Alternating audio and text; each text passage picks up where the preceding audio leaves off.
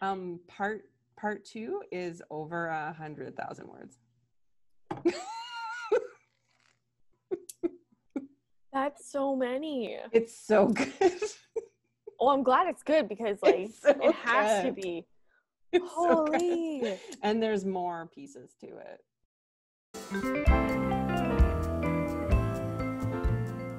Welcome to this week's Read This Next, a weekly book talk program with Laura and Nicole. We are here talking about books about time travel this week. Yes, this is my suggestion because I love a good time travel book. So yeah, happy to hear what you've come up with.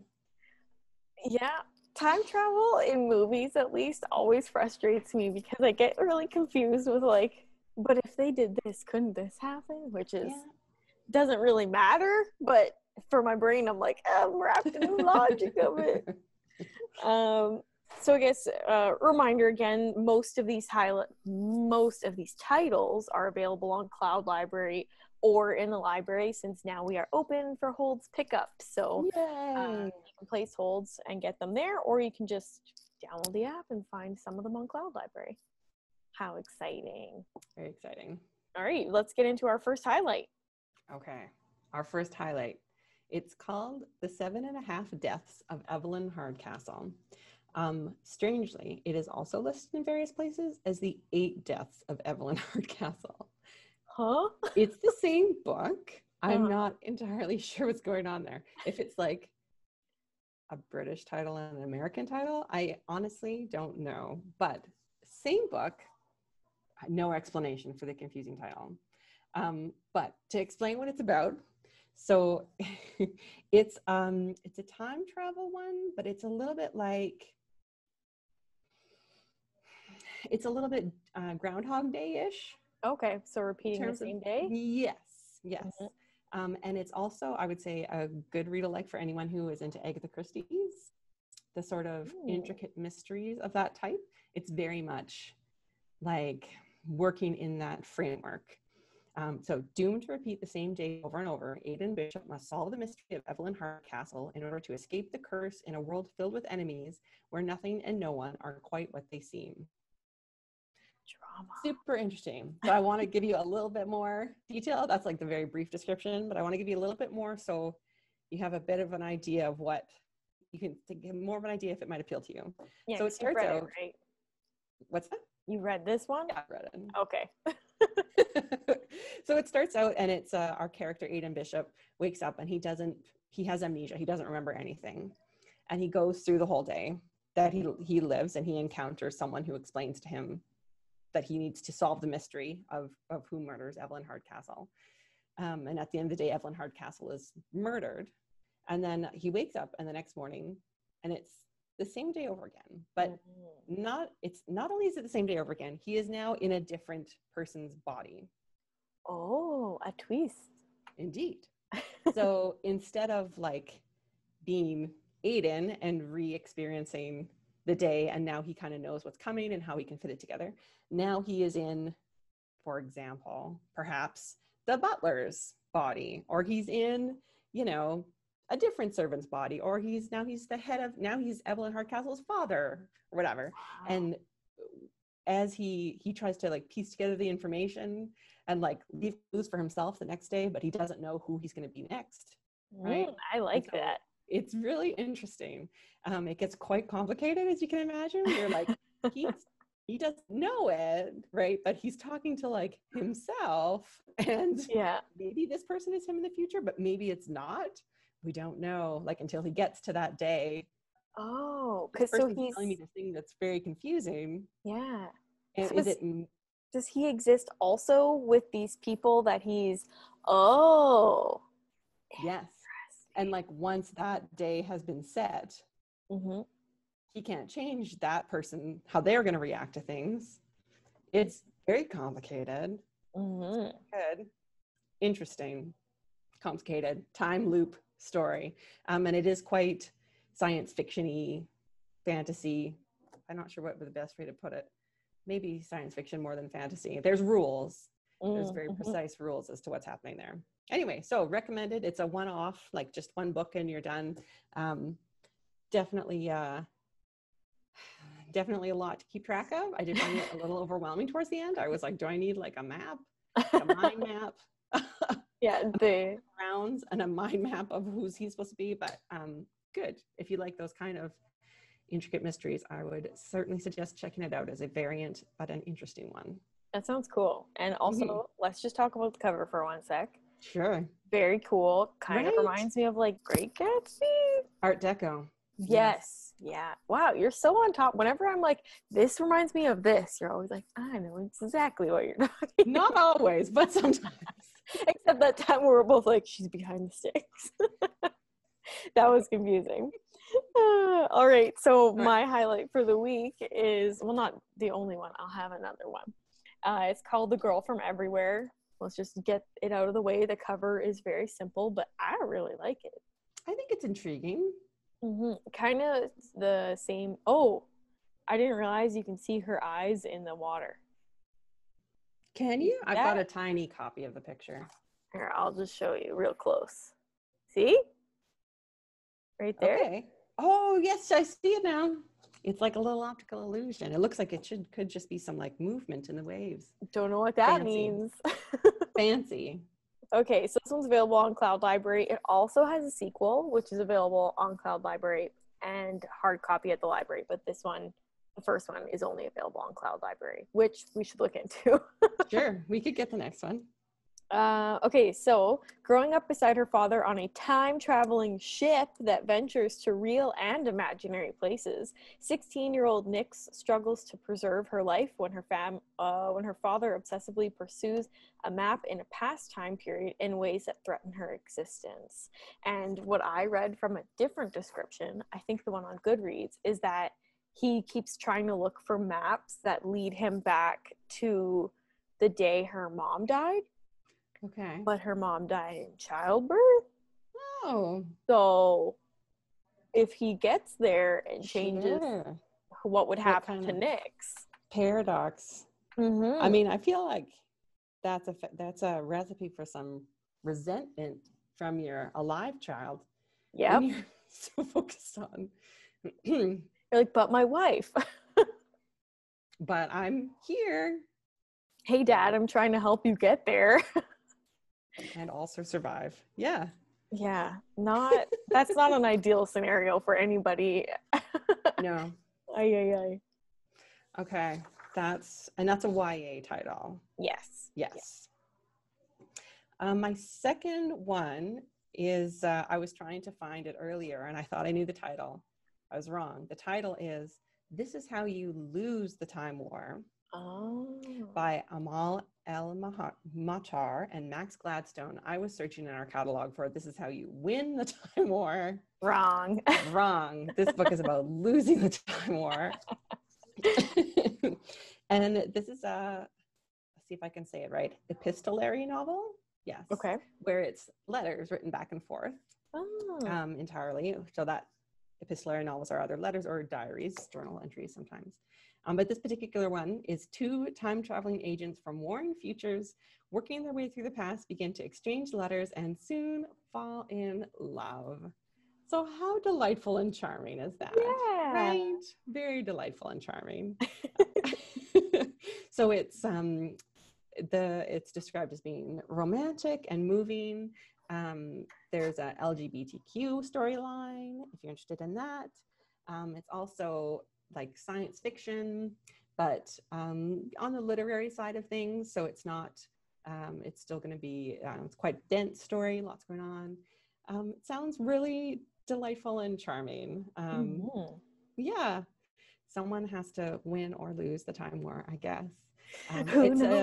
It's a novella, is my understanding. So it's quite brief as well. Okay. But again, and also a delightful cover. Yeah, I really like that one. I didn't really look at the cover until now, but I like how the birds are split, like divided almost. They look like they're pixelated wrong. But my question is, how are they exchanging letters? Like, do they have to go home and then like send a letter to each other, or do they got like pneumatic tubes or something? No, I'm assuming like you leave a letter in a building on a table somewhere, right? Oh. That you know the agents are going to, I mean, I haven't read it. I'm assuming this is how it works. It would be like, oh, well, you know, we're both interested in this building and what happened here. So I'm going to leave a note. And then when they come, I'll taunt them and be like, I was here first. But then instead they fall in love. I like that. I could be totally wrong. Maybe they are saying pneumatic tubes. Well, if it is, that's my theory. Better. That's my theory of how it would work. That sounds better than the pneumatic tubes. That sounds really boring, and your way sounds much cooler and more heist-like. Yes, heisty. I mean, they are like time traveling agents. Yeah, who knows if they're working together or not. We don't know who wins or loses. Or loses the time war. Yeah, that's right. Yeah. Okay. My second highlight is the opposite. Just opposite of always, by Justin A. Reynolds. It's available on Cloud Library and hard copy.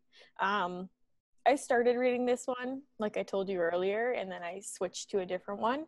But same as your Seven Deaths one, it's more of a Groundhog Day situation where he's getting stuck in the same day. Okay, when Jack and Kate meet at a party, Jack knows he's falling hard, but then Kate dies, and their story should end there. Yet Kate's death sends Jack back to the beginning, the moment they first meet, and Kate's there again. Jack isn't sure if he's losing his mind.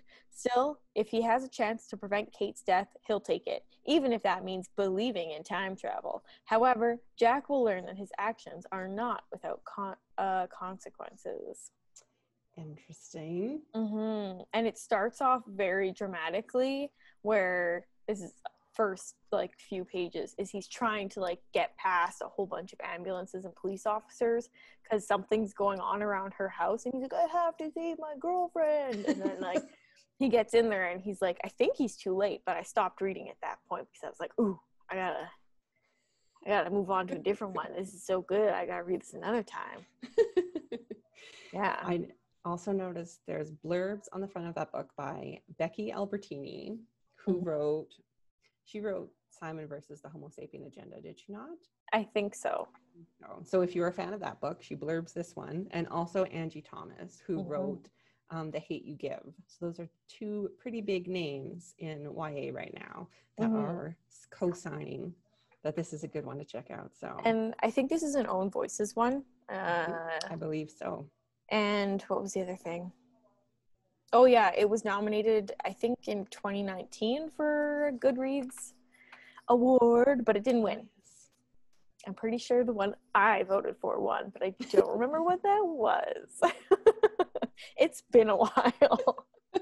What year is it again? No, I know, seriously. How long has it been, July? 5 years. Yeah, so those are our highlights. Let's move into our recommendations. Yay! Okay, so my recommendation is the Domesday book by Connie Willis. I read it originally a while ago, and last night I was like, I'm going to flip through just to remind myself of everything I liked about it. And then I realized I'd lent my copy out to someone else. Oh no! Because it's that good. That's what that tells you. Yeah. It's that good that I had to share it. But I remember enough to tell you why it was so great. Oh, thank goodness. So this is a more traditional time travel story. It's not one of those time loops like the last couple. It's super interesting. It's set in the future, but it's a future that's very recognizable to today. And it takes place at Oxford University. And there's in America? No, in the actual Oxford University. Gotcha. Wait, my brain just twisted. There probably isn't an Oxford in America. Not that I know of, but I'm not going to say it's impossible. Yikes. Continue. Just pretend I said nothing. I wasn't going to contradict you. I was like, maybe, I don't know. No, the British one. But there's a department at this particular university of they basically, what they do is time travel. It's like when you go and you live through the history instead of just reading contemporary accounts and that you actually go back and you live through it, and then you learn about all these other things. So it's like, oh, you're still history scholar, but this is what you're doing. Wow. Yes, isn't that neat? I would And love different, that. right? And different time periods in history are ranked differently. Like, you know, oh, well, this time period, you don't have to know a whole lot about, there's not a lot to trip you up. So like you could go to the 1960s and that would be like, for example, level A. I don't remember what the levels are called because I didn't read it. But it's like going to, you know, going to the Middle Ages during the plague, that's like a class Z mission, right? Because you have to have all this other, like you need to know the language that they're speaking, that older version of English, and you need to have the right clothes, and you need to have all this stuff. Super interesting. So if you're into that sort of like detailed minutia, it's super interesting. Yes, if you like historical fiction and you think you wouldn't be interested in time travel, this could also be a good fit for you because it reads very much in many sections like a historical fiction novel. And our main character ends up going to a particular time that somehow is so relevant today. She goes back to the time of the Black Death. Yeah, and it's just about, it turns out there's all sorts of plotting going on in the background of the academic department, always going on, machinations and stuff. Yeah. You know, for some reason she got permission to go on this journey that's very, very dangerous, and they don't normally send people there, and somehow she got permission to go. So why did someone want her to go, and what does it mean? So there's her story, and then there's other stuff going on, and then there's, you know, of course, inevitably you're with this community and people are dying of the Black Death, and there's only so much you can do, even though you know more than they do, right? But you have to work with like what is contemporarily available. And the contemporary knowledge they would have, right? You don't want to suddenly seem like, yes, they gave her a vaccine before she went because they plot out all the details. That's good. It's very neat. Here's one thing I thought was so cool. So she has a recorder because they want her to record her experiences. So what they did was they implanted it, I believe, somewhere in her wrist, like a teeny tiny little thing. And in case she died, they made it look like a bone chip or something, so that if she died and someone had seen her skeleton, it wouldn't like, you know, screw up the time frame or whatever. Isn't that intense? And they did it in her wrist so that she could be praying, because that would make sense in the time period. She could be praying and like whispering to herself, right? And it would seem legit. Isn't that interesting? Yeah, and I like that they're addressing how people would fit in, because that's always my big thing. Like in Outlander, where she like went to the past, I'm like, would she really have fit in? No. Would she have understood what they were saying at all? Right? See, that's one of the things they talk about, that like all the different language, like the different where you have to be familiar with the different versions of English, and the clothes have to be right, and the dyes, the colors have to be right. What dyes were available in that area? Like, it's all about those details. It's super interesting, very nerdy, really good. I love it. Part of a series that's called Oxford Time Travel Novels. I have only read that one, so I cannot speak to the others. I'm sure they're also delightful. I have read other books by this author. Compelling, witty. It is science fiction, but it reads to me very literary. I like this. I'm going to give you this one line too from, I think it's a Goodreads description, because I think it is very, it's a very good way to describe the book. Connie Willis draws upon her understanding of the universalities of human nature to explore the ageless issues, little list there, of evil, suffering, and the indomitable will of the human spirit. It is very good. Read 5 stars. Highly recommended. I believe it is available in hard copy. Okay. And it is occasionally available via Cloud Library, which means that one of the libraries in our consortium owns it, but we do not. So you may check and we don't have it, but check again. Yeah, that's sometimes with appear. most of them. Yeah, with a lot of them. Like I think The Love That Split the World was one of those two that we don't personally own, but our group of library friends do. So our library friends do. Our library friends. Yes. Cover. When did this come out? Oh no, I know the cover's not good. It's an old book. Yeah. It looks old sci-fi. It does. It won the Hugo and the Nebula. Big deal science fiction awards when it came out. Cover terrible, boring. And I've that says nothing.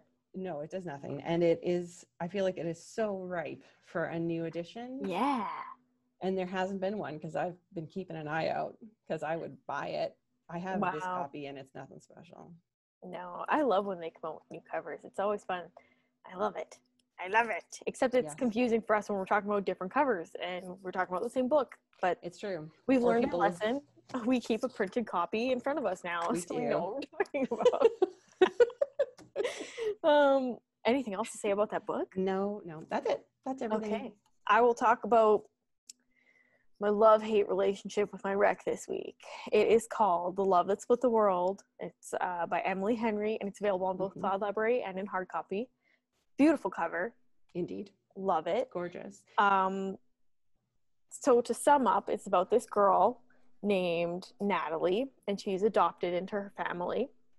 And she's never felt like she fits in because they're white, and she's they describe her in the novel as American Indian, so she's indigenous or native, and she's always felt a little bit off from or distant from them. So she's relied on her emotions to build her identity rather than who she looks like, and that has led her to be this big empath who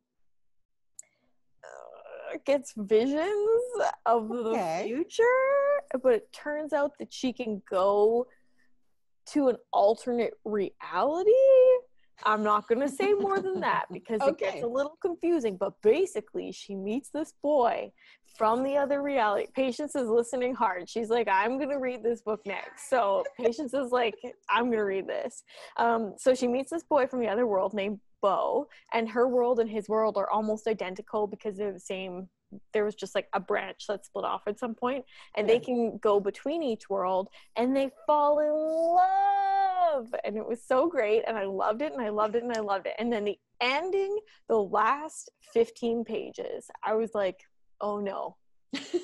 We're going off There's 15 pages left, and I know how this is going to happen, and I'm not impressed.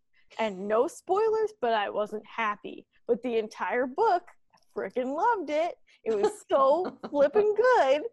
And then the ending happened, and I was like, this is why time travel is my nemesis. Because, you know, they're like, I have to fix it. And you're like, no, just fall in love. That's why I didn't like The Time Traveler's Wife either. Like, stop it. Traveler's Wife worked out sort of okay. Maybe I'm thinking of a different time travel one. Is it About Time one? About Time is a movie. I think I'm confused again. But there's one where I was like, I just want romance. That's fair. But it was a lot more like contemporary.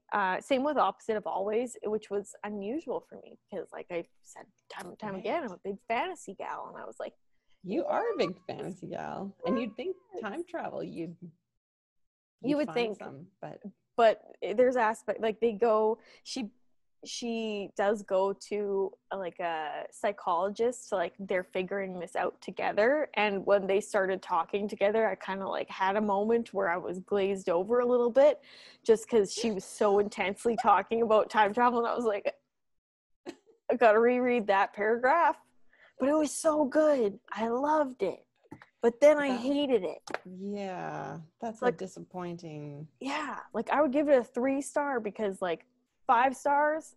Yeah. Then 2 stars because the ending. So like a 3.5. Mm-hmm. So yeah, read it. But fair warning. But be warned. I mean, do you think that there are some readers who would read the ending and feel like that was a good way to end that story? Yeah, like it leaves, like for me, I like seeing a happy ending, whereas this one's like it's implied, and I'm like, show it to Tell me. it out. Yeah, this is a book. We have time. But some people might like it. Is there a like possibility of a sequel? Was she leaving that open, or? I don't think so, because No. it wouldn't be, no, because there wouldn't be any time travel in this, in like a second one, because it, like, she's trying to fix a loop. Okay. So it would cut it off there. But and it came out in 2017 or 2016, so I think 2017. A little bit ago. So I don't think, but yeah. And I read the Goodreads reviews about it, and everybody was on the, like, most of the people were on the same page. It was great. And then they were like, wow, the ending. And I was like, I don't know if these people liked it or if they didn't like it. Give it a chance, because you'll enjoy it. It's like Grease, where you watch the entire movie and you're like, wow, great movie. And then they fly off in a car. And you're like, just got even better. Yeah. You're just like, okay, they flew off in a car, but it's a complete change of tone. So yes, it yeah, is. if you like Grease, watch or read this book. Same twist ending. So yeah, read the book. It was good, but it was, you've already heard my opinion on it. It's good. So, as we've been talking about, as you know, we are now offering no contact hold pickup service at two of our branches, at Mary J. L. Black and at Waverly. So if you've had holds that you've placed in the past many months, then sit tight and wait, and we will phone you when it is ready, and we will say, please come get it. Disregard your account, your library account online. It might say it's ready. Don't trust it, because it may be in quarantine. We've got a process, so wait for the call. Now, having said that, you may be wondering, what should I place on hold? Maybe you got out of a reading groove a little bit over the past couple of months. Maybe you're stuck. You've been reading the same kind of thing, and you're like, maybe I should try something different. And yet, none of these time travel books appeal to me. I don't know what to do. Well, we have a very special program that we are planning that is coming up, that we would like to invite you to participate in. Yay! Do you want to pick it up, Nicole, and explain a bit further? Yeah, sure. Okay, so we're calling it Read This Next Live. It's essentially going to be us responding to your requests about what you want to read. So we're going to open up our comments, both on YouTube and Facebook Live, or Facebook, wherever we end up. Yeah. And in the comments, if you comment before just let me pull up my calendar, the 29th, which is a Wednesday, we'll do our best to find like one or two books that might appeal to your requests. So kind of give us an idea of what you want to read. And then on the 31st, I think we're going to go live for it. Record it live. Mm-hmm. And then we'll talk about it, and you guys can participate in our live premiere comments, and we'll give you what you want to read. Yeah. So we have other services that you can use if you want to give, like if you're able to sit down and give a lot of detail. Mm-hmm. What we're thinking for this program is more if you have kind of a sentence or two of what you're looking for, or even if you just want to say, like, something you wouldn't think to pick up yourself, or, what's an award winner everyone's talking about. Mm-hmm. Not everyone, there's those sorts of things that we might hear about in the library world, but not the average person might not know what kind of buzzy thing is out there. So we want to find it for you. Yeah. And I mean, if you want to find multiple items, check out Book Butler on our website. You can just go to our website and then search Book Butler on there, and a staff member will help you out there. But this one is going to be fun, because we're going to be live, and it's going to be Nicole and Laura, and we're going to have a great time. So if you put in a request of you'd like us to find a book for you, then make sure you watch the episode, so that you can hear us say, we think you'd like this book, and then you can either contradict us in the comments and be like, you're wrong, I read that book and I hated it, and then we'll say, oh no, and then we'll think of another book for you. So yeah, make sure you let us know before the 29th, and we will be doing it live July 31st at 2 p.m. Mm-hmm. And we'll try and have it, sorry? We hope you're able to join us. Yeah, we'll have it live on both, I think. Well, probably we'll just Facebook. It may just be Facebook. Yeah. Maybe. We'll see. We will keep you posted. We're going to do some research after this, see if we can do it on both. That's what we'll do. Yeah. And then I think that is everything. I believe it is as well. Yeah, we don't have to really discuss what our next week's topic is because it's live. It's live. Yeah, so please send in some recs. Mm-hmm. I can't wait. Mm-hmm. All right, we will talk to you all next week. Goodbye. Goodbye.